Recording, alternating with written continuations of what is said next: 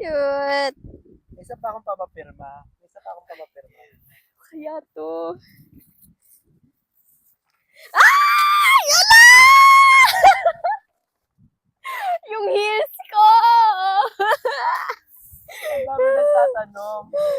Ano ba yan? Ano God. ba story dyan? Ay, ito.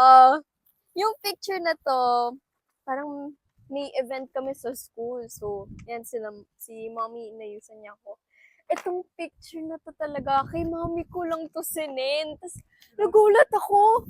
Nasa social media na paglabas ko ng bahay ni kuya. Pero ang funny kasi ng picture na to, sinend ko to bigla kay mommy.